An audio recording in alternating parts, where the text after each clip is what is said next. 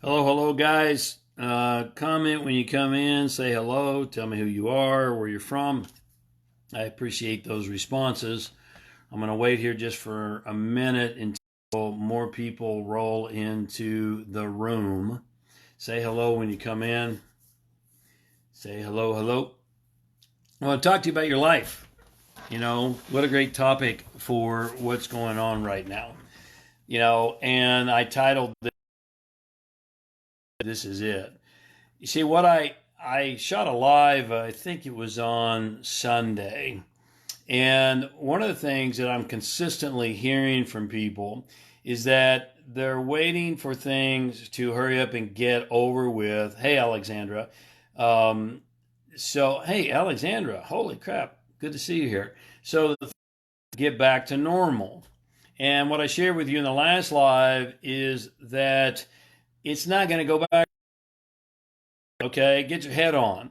If you look at some of the smartest people right now, like Yuval Harari, who I'm a big fan of, he's from the University of Israel, Hebrew University rather, in Israel.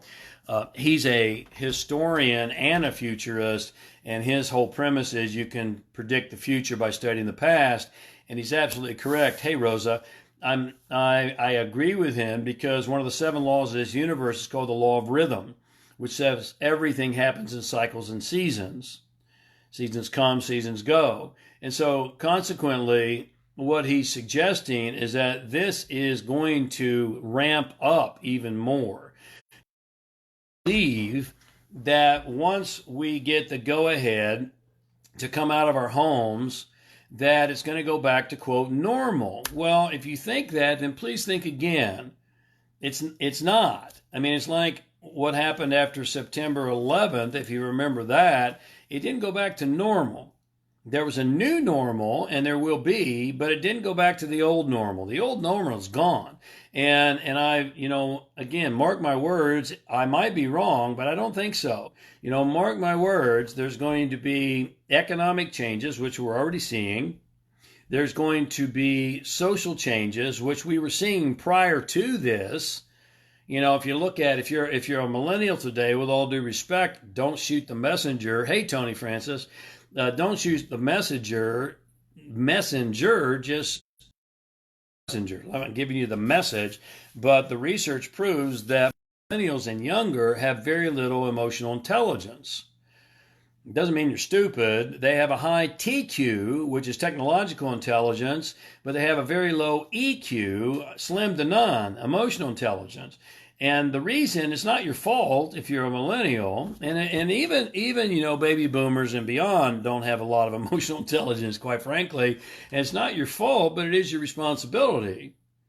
Because particularly for the millennials and younger, you've grown up communicating with technology, and you're really good with TQ, technological intelligence, but you're not real good at communicating and connecting heart to heart, voice to voice, mind to mind, person to person.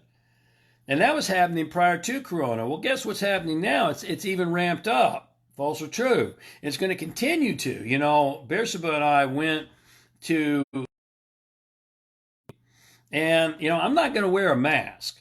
If you're wearing a mask, God bless you. I'm not a doctor. I'm not here to tell you what to do, but I'm going to encourage you. Hello, to do your own research, because what the professionals are telling us that people are wearing around Whole Foods and elsewhere don't work. Bandanas don't work. They're not the same masks that medical professionals wear. And secondly, if you don't know how to put them on and off right, it even increases the probability of some kind of infection or virus, because you don't know what you're doing. But nonetheless, everyone is walking around with these masks on. And I said a couple things. I said to Barry, if somebody would have come into Whole Foods with a mask on just 2 months ago, they would have called security. Right? I mean, it's crazy. And so I went to the men's room. I'm not going to wear a mask, okay? Because I'm not here to tell you what to do, but I'm not afraid of Corona. I'm really not. And I'm not cavalier. But I know the facts. I know that when you have a strong immune system, that you don't have anything to worry about. And I've done everything necessary to strengthen the immune system. And even if I were to get it, I'm going to get over it very quickly. It's going to, and again, there's a lot of research out there. Do your own diligence. But I went to the men's room and I was coming out, and the guy coming in had the mask. And I came out of the men's room door, and he literally almost peed his pants. He jumped 6 feet back away from me because here I was coming out of the door without a mask on. Now at the same time, Bersabeh's only over on the spice aisle, and and she accidentally knocked a jar of pepper off on the floor. And you know what black pepper's like. Hey, Robert. So pepper is everywhere, and it gets in her nose, and she starts coughing. Several people turned and ran.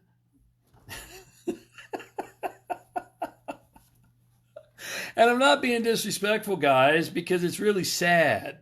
It's sad. I've said for many, many weeks now that the greatest virus is the mental virus. It's the stress and fear. There's so much fear in this world right now. And fear is from old programming. So anyway, it's not going back to normal. There's going to be economic changes. You're already seeing those. It's not going back to normal. There's going to be social changes. Those were happening before Corona. Do you really think people are going to be comfortable when they say, okay, you can go outside and play now, guys, that people are not going to still be, it's awkward. It's awkward. It's divisive. We're getting less and less connected. And then there's going to be travel change. Mark my words. So we got to get our head on, because there'll be a new normal. And here's something I'm going to tell you. And you're not going to like it. Because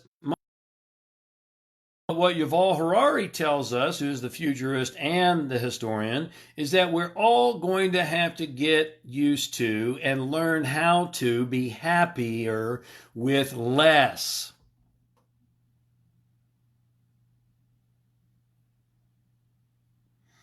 Now, that's tough medicine for some people, but let me tell you something. If this isn't causing you to reassess your values, then maybe you need to wake up. Because I learned this in spades in 2009. I'm living in a 7,500 square foot estate in Beverly Hills. For what? Who needs a 7,500 square foot house? Who needs it? No one needs it. And it was all decked out and all dressed out, and I'm grateful to have had that experience. But here, and I had over a $20 million empire, and I had multiple millions of dollars in the bank, and I had an Inc. 500 company, and all these things that hey, Rita, that society, socialized mind tells us are so vitally important and so valuable. And guess what? They were gone in 60 days. 60 days gone. Please listen to me carefully. Here's what I learned through pain. The only thing of true and lasting value is that which cannot be lost or taken away. If it can be lost or taken away, Anthony, what's up, big man? If it can be lost or taken away, it has no true value. It has no true value. Big business can be lost or taken away. Big bank account, lost or taken away. Car, lost or taken away. Hey, Tommy. Big muscles, lost or taken away. I mean, all those things have zero value. The only thing that has true and lasting value is that which cannot be lost or taken away. And that is not outside of us. Those things that can be never lost and never taken away are inside of us.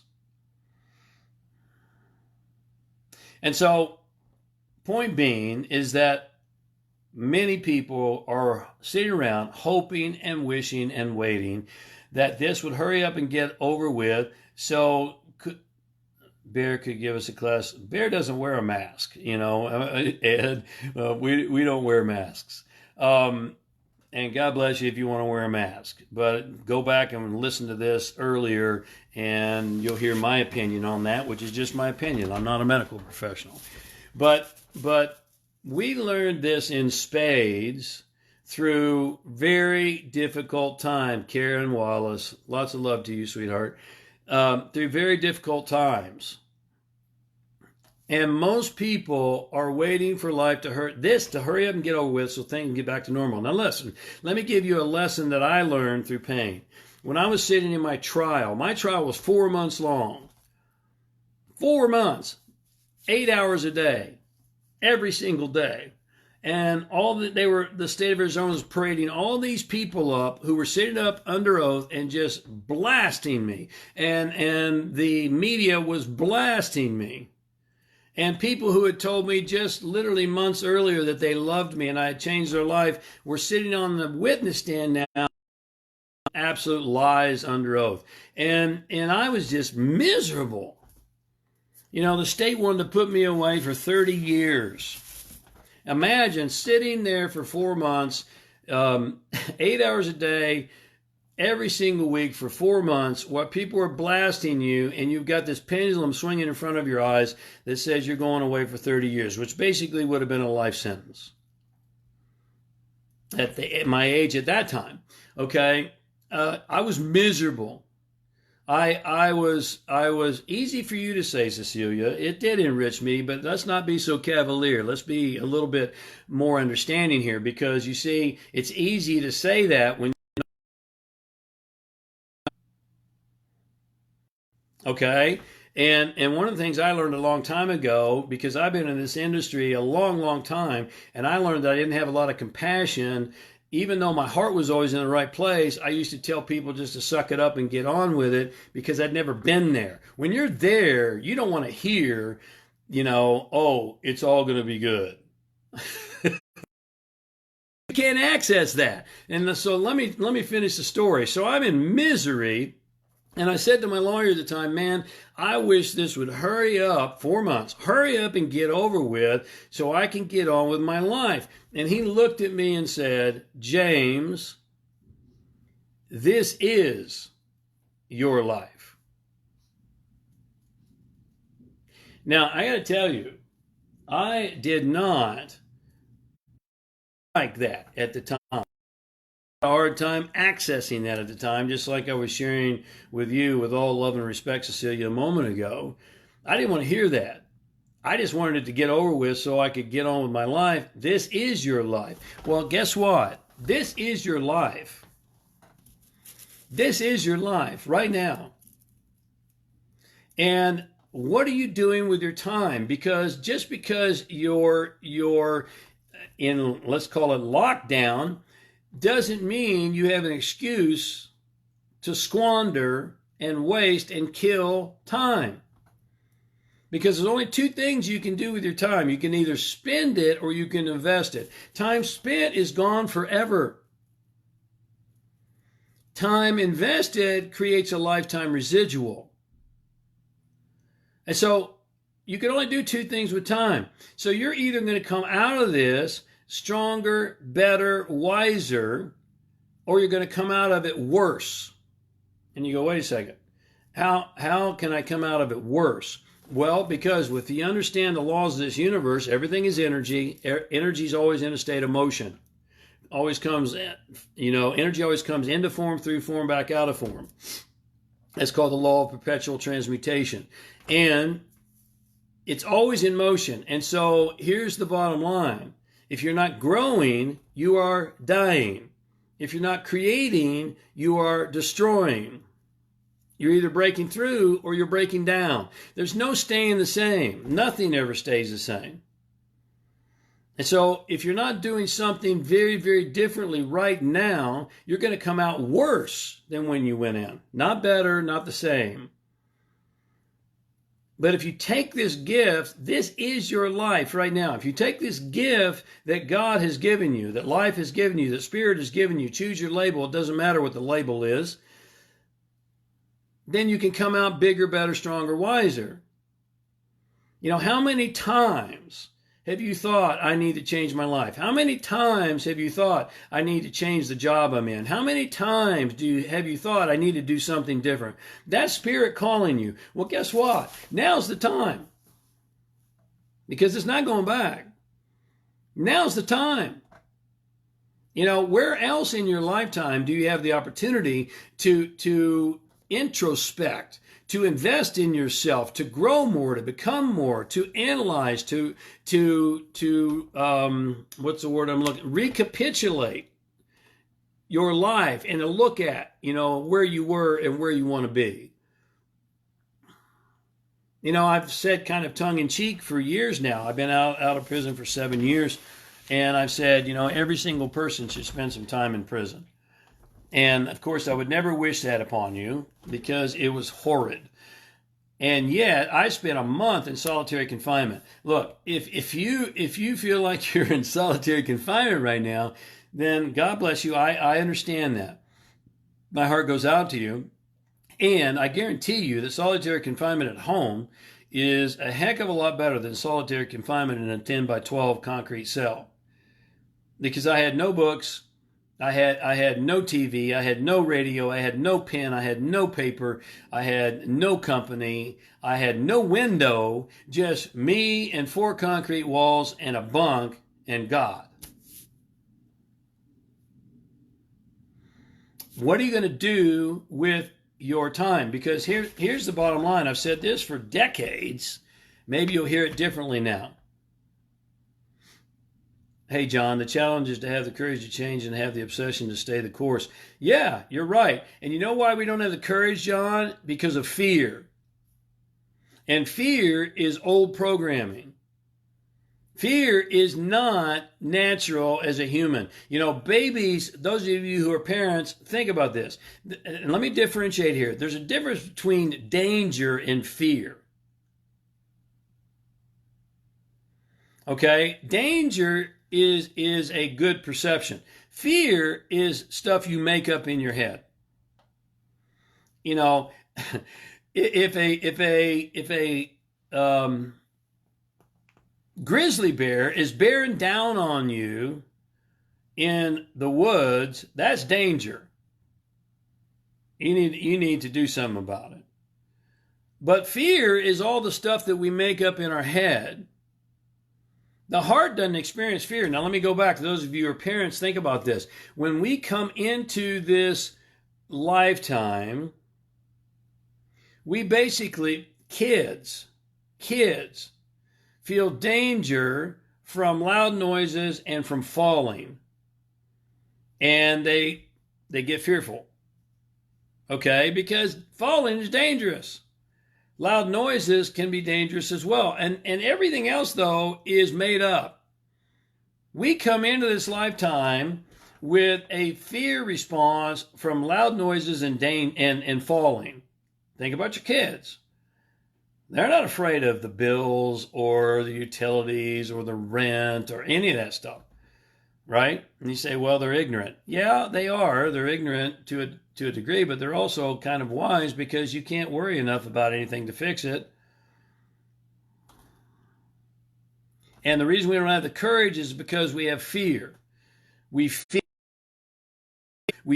that we're not able. We fear that we won't be able to succeed. We fear. Well, let me tell you something, guys. As I've said before many, many times, the greatest virus in this world right now is the mental virus. And it's spread like wildfire across this planet. Oh, we're going to die. Yeah, you are. I mean, you know, birth and death are two opposite poles of the same dance. The minute you're born, you start the death process. The minute you're born, you've already signed a contract to leave at some point in time. And we don't like it. I'm not saying I want to go right now. I'm not ready either. But the fact is, it's going to happen. And so, you know, that we have around that. It's just stuff that we make up in our own mind because we know deep down inside that it's going to happen. Something's going to get you. Something's going to get you. This is your life right now. And what you're doing with it, because time spent is gone forever. Every single day, every single moment, every single hour that you waste, watching too much Netflix and binging on depression. And I read a report yesterday that said alcoholic ice cream has doubled or tripled its sales during this time. And I thought, God, that's so sad. It's really sad. The fact is, things weren't working. It's not going back to the old normal. Those things weren't working. We've all been conditioned to believe if we have more money and we have more things, we'll be more happy. Well, that's not true. Let me give you some stats. 16.2 million people in the U.S. alone are depressed. Prior to Corona, I bet you it's higher now. 16.2 million people. And most of them are on meds for depression, antidepressant. All right? 72% of the people surveyed by Gallup say they're totally miserable, disengaged, and disenchanted with their daily work. 43% of the people surveyed said they're too exhausted to perform. If the old economic model was working, see here in the U.S., economy was great, unemployment was low. Stock market was booming and growing, and still 16.2 million people are depressed. Every 40 seconds, someone commits suicide. There's more deaths by suicide in this world than all the deaths by war, crime, and terror combined. That's a fact. Look it up for yourself. And so the economic model we had was not working. And yet we continuously think if I make more money, if I have more things, then I'll be more happy. It's just not true. And if life is teaching you anything right now, it's teaching you the same lesson it taught me back in 2009.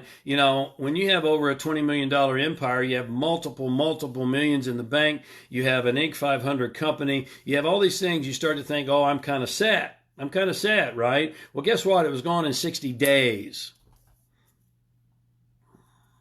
Gone. And it caused me to step back and reassess what's truly important. I've been, talking about this for 7 years now, and very few people are listening. Why? Because programming, the socialized mind, the socialized monster is so strong. But guess what? Life is giving you an opportunity right now. Because I don't care how much money you have. I don't care what kind of big house you live in or what kind of car you drive or what kind of designers you wear. You're not immunized from this crisis right now. I had a friend who thought he was economically set because he had income properties. 12 income properties that were providing cash flow every single month, and I'm kind of sad. Well, guess what? He still has those 12 properties, and now his renters can't pay their rent. How scary is he? Because you see, your security does not reside in anything outside of you. Your security resides in your power to produce. And to the degree you increase your power to produce, in a degree you get grounded in the things that have true and lasting value, then you can't be touched. You can't be touched. Power. Everything else is just, a replica. Family is important, Ed. You bet it's important. You can measure the quality of your life by the quality of your relationships. And, we tend to think of relationships as family. We tend to think of relationships as romantic. And they are. And yet there's more than that. The first and most powerful relationship you must have is a relationship with yourself. A lot of people right now don't like themselves very much. They're going crazy. I have a lot of single clients who don't know what to do because they have no one to talk to and connect to. And they feel like they're in isolation. Let me tell you something. I've said this many, many times before. Maybe you'll hear it differently now. If you can't spend 1 hour by yourself in your own living room with no television, no music, no food, no alcohol, no pets, no interaction, no smartphone, nothing, just you and the powers of this universe, then you don't like yourself very much. Most people are realizing they don't like themselves very much. And if you don't like your own company, how can you expect anyone else to want your company? If you don't enjoy your own company, how can you expect anyone else to enjoy your company? And so going back to the relationship comment about family, Ed, etc., is that if you want to have a great relationship with other human beings, you have to first and foremost have a great relationship with yourself. And then you also have a relationship with your body. You know, one of the wake-up calls that we're being given right now, I hope you're hearing it, is to take control of your own health. Quit looking for someone to give you a shot or a pill if you're 20 pounds.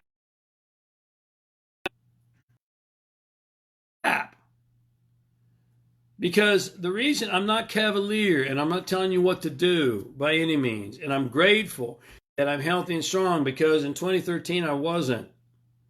I was in horrible health when I came out of prison. But I've done the work. And what I know, the reason that Bersabeh and I are not worried about corona is because what we know is that when you have a strong immune system, then no virus can affect you. It can't. You know, a virus cannot exist in an alkaline environment. That's a medical fact. Look it up for yourself. Neither can cancer, by the way. It cannot exist in an alkaline environment. And there's a lot of things that create, most of our diets are heavily acidic. And guess what's really acidic? Stress and fear. They suppress the immune system. If you're fearful right now, you know, well, I can't pay the rent. Well, I get it. And my heart goes out to you. And guess what? Subway's not paying their rent either. And Subway has locations all over the place. And Best Mattress is not paying their rent either. They went on record saying they're not paying their rent. So you're not alone. We're all swimming in the same swamp right now. But you can turn the swamp into a beautiful koi pond if you do the right things. And so you have a relationship with your body, you have a relationship with money, you have a relationship with nature. You know, our relationship with nature has pretty much sucked over the last several years, over the last decades. And scientists, your teachings have taught me a lot over the last 13 years. Thank you, Tamika. I appreciate you as well, sweetheart. Thank you for your kind words.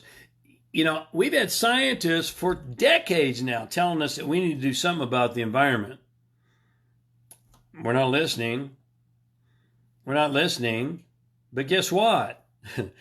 You know, what if the environment is finally fed up? You know, what if the consciousness, quantum physics tells us, hey, Pauline, quantum physics tells us that everything in this universe is mind. It's all consciousness, everything. From the stone to the plant to the animals to the people to the planet. It's all consciousness.